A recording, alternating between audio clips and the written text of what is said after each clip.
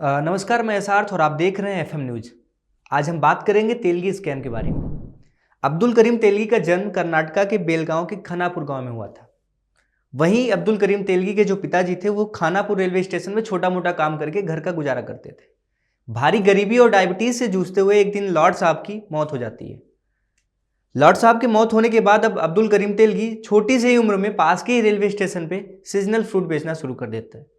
लेकिन इस बीच अब्दुल करीम तेलगी अपनी पढ़ाई नहीं छोड़ता और वहीं खानापुर से ही अपनी बीकॉम की डिग्री हासिल करके अब अपने सपने को लेकर मुंबई शहर की ओर चल देता है। अब अपने आगे के सपने को पूरा करने के लिए अब्दुल करीम तेलगी मुंबई में एक प्राइवेट कंपनी में 3,000 की पगार पे महीने में काम करना शुरू कर देता है। ये जो कंपनी थी ये एक प्राइवेट कंपनी थी जिसमें सेल्स का टारगेट होता था। टारगेट ना पूरा कर पाने की वजह से अब्दुल करीम तेलगी को नौकरी से बाहर निकाल दिया जाता है और एक बार फिर उसे झटका लगता है। मुंबई जैसे अनजान शहर में जब वो अपने सपने की उड़ान को लेकर मुंबई पहुंचता है और इसी बीच उसे प्राइवेट कंपनी से 3,000 की पगार से भी बाहर कर दिया जाता है। उसके बाद वो एक और कंपनी ज्वाइन करता है। उस कंपनी का नाम होता है प्राइवेट सनाकॉम होटल। प्राइवेट सनकॉन होटल में वो एज ए मैनेजर काम करता है और इसी बीच उसकी दोस्ती उस मैनेजर की साली से हो जाती है। अब यहीं से उसका सपना शुरू हो जाता है। मुंबई जैसे शहर में आया, अपने सपने की दुनिया को लेके आगे बढ़ता है और वहां पे उसकी मुलाकात होती है। इसके बाद तेलगी किसान गेस्ट हाउस में एक मैनेजर के तौर पे नौकरी करना शुरू कर देता है और यहाँ उसकी पगार होती है महीने की 7,000 रुपये। और यहीं पे उसकी मुलाकात होती है शाहिदा बेगम के साथ। शाहिदा बेगम से मुलाकात कब प्यार में तब्दील हो जाती है उसे पता भी नहीं चलता। धीरे धीरे वो दोनों मिलकर आपस में निकाह करते हैं। उसके बाद अब तेलगी के सपने और बड़े हो जाते हैं। इस सपने को पूरा करने के लिए तेलगी अब सऊदी और खाड़ी देशों में जाने का विचार करता है और पहली बार वो मुंबई से सऊदी अरब जाता है। और सऊदी अरब पहुंच के उसे पहला बिजनेस का ख्याल आता है। वहां पे जो हमारे यहाँ के किसान होते हैं, जो हमारे यहाँ के लेबर कास्ट के लोग होते हैं, उन्हें सऊदी जाने में कितनी दिक्कत होती है। कुछ तो पढ़े लिखे होते हैं और कुछ जो ना पढ़े लिखे होते हैं, जिनके पास डिग्री नहीं होती है, उन्हें सऊदी जाने के लिए कितने मशक्कत करनी पड़ती है। यहीं से उसे पहला बिजनेस आइडिया मिलता है और वो फिर सऊदी से अपनी बेटी से प्यार इतना करता था, बेटी के बिना वो सऊदी में नहीं रह पाया। वो फिर सीधे मुंबई आ जाता है। अब मुंबई में आके वो छोटी सी दुकान रेंट पे लेता है, वहीं पे अपना काम शुरू करता है कागज बनाने का। आपको पता है छोटा धंधा कुछ ही दिन का मेहमान होता है। वो जाली कागज बनाता था और पकड़ गया। अब तेलगी सऊदी अरब से भारत आ जाता है और भारत आके मुंबई में अपनी पहली दुकान रेंट पे लेता है और एक ट्रेवल एजेंसी नाम की एक दुकान लेता है। उसी पे वो लोगों को सऊदी भेजना शुरू करता है। यहीं से वो जाली कागज फातर बनाते थे, कुछ डॉक्यूमेंट फर्जी बना बना के लोगों को खाड़ी देशों में भेजता था। कुछ ही दिनों में ये तेलगी का जो स्कैम था, जो तेलगी का ये काम था, वो खुल जाता है और उसे जेल जाना पड़ता है। लेकिन तेलगी की असली किस्मत कब खुलती है आपको बता दें। तेलगी जब पहली बार जेल जाता है और जेल में उसकी एक ऐसे शख्स से मुलाकात होती है जो इस फील्ड का अपने आप को महारत हासिल किया था।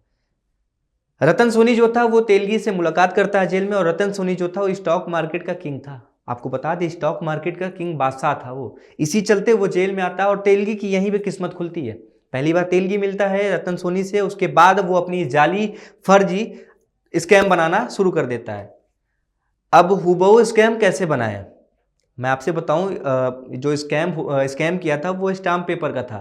स्टाम्प पेपर प्रिंट होता है नासिक में और नासिक का जो स्टाम्प पेपर प्रिंट होता है वो ओरिजिनल होता है। लेकिन आपको पता है डुप्लीकेट तो डुप्लीकेट होता है, ओरिजिनल स्टाम्प पेपर आप कैसे बना पाएंगे। तो वो तेलगी जो होता है वो रतन सोनी के साथ मिलके अपना पहला स्टार्टअप करता है। नासिक से प्रिंटिंग हाउस से एक मशीन लेता है जो कि उसे डिस्ट्रॉय हो चुकी थी। जो मशीन कटने के लिए जा रही थी उस मशीन को वो खरीदता है। अंदर अपना सीनियर ऑफिसर जो अंदर के लोग होते हैं उनसे जुगाड़ बैठा के वो मशीन को लेता है। उसके बाद इस मशीन से काम करना शुरू करता है और इस मशीन से हुबहू स्टाम्प पेपर निकलता है जिस तरीके से भारत सरकार का स्टाम्प पेपर छप के बाहर आता है। इस हुबहू स्टाम्प पेपर से वो अपने इस धंधे की शुरुआत करता है और इस धंधे में इतने तरीके से वो आगे बढ़ता है कि बड़े बड़े नेता तो छोड़िए, शहर के जितने भी बड़े अफसर हैं सब उसके इस धंधे में संलिप्त हो जाते हैं। इस धंधे में विकराल रूप वो तब पाता है जब 1998 के बाद एक लहर आती है जिस तरीके से मार्केट में स्टाम्प पेपर की कमी हो जाती है। आपको एक बात बताता हूँ, स्टाम्प पेपर जो होता है वो एक मैक्सिमाइजेशन में प्रिंट होता है, एक लोकल रिकॉर्ड में प्रिंट होता है। लेकिन अब्दुल करीम तेलगी जो था, पता है आपको, पैसा कितना भी आप कमा लिए अगर आप जाहिल हैं तो जाहिल ही रहेंगे। तेलगी स्कैम, जब उसके पास पैसा आना शुरू होता है, 1,000 करोड़ का सफर वो देख लेता है, उसके बाद वो दिन दुगनी रात चौगनी तरीके से स्टाम्प पेपर प्रिंट कराता है और इस स्टाम्प पेपर को मार्केट में, आपकी जानकारी के लिए एक बात बताता हूं, हमारा जो स्टाम्प पेपर होता है वो लीगल एक्वायरी के लिए यूज किया जाता है। या तो आप घर ले रहे हैं तब आपका स्टाम्प पेपर यूज होगा, या फिर आप कहीं एग्रीमेंट कर रहे हैं वहां पे स्टाम्प होगा। तो इस स्टाम्प पेपर का ना एक क्वांटस होता है। लेकिन अब्दुल करीम तेलगी को पैसा आने लगा, पैसा देखा और इस पैसे की लत में इतना पागल हो गया कि लगातार प्रिंटिंग मशीन चल रही है और एक नहीं 4-4 प्रिंटिंग प्रेस लगा लिया और इस तरीके से वो 3,000 करोड़ का स्कैम करता है।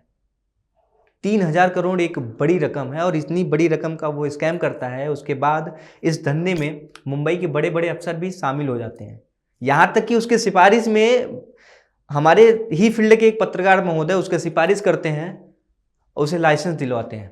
प्रिंटिंग प्रेस लगाना और आपका ये सर्टिफिकेट छापना बड़ी बात नहीं है। प्रिंटिंग प्रेस लगाना और हमारा सर्टिफिकेट छापना बड़ी बात नहीं है। स्टाम्प छापने के लिए तो हम भी छाप सकते हैं, लेकिन बात ये आती है कि उस स्टाम्प को, छपे हुए स्टाम्प को बेचे कहाँ।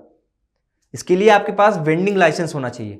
अब्दुल करीम तेलगी जो था उसके पास वेंडिंग लाइसेंस नहीं था। उसके बाद उसने इतना जैक लगाया, इतना सोर्स लगाया कि हमारे फील्ड के एक पत्रकार, नाम नहीं लेना चाहूंगा, आज वो वर्तमान में बीजेपी से विधायक भी हैं, उनके सपोर्ट से, उनके सहयोग से उसे एक वेंडिंग लाइसेंस मिलता है और उसी वेंडिंग लाइसेंस के माध्यम से वो मुंबई के पॉर्स इलाके में 2 दुकान लेता है। उन्हीं 2 दुकानों में वो अपना स्टाम्प पेपर बेचना शुरू करता है और यहीं से उसकी इस काले कमाई की शुरुआत होती है। और इस काली कमाई की शुरुआत 3,000 करोड़ तक जाती है।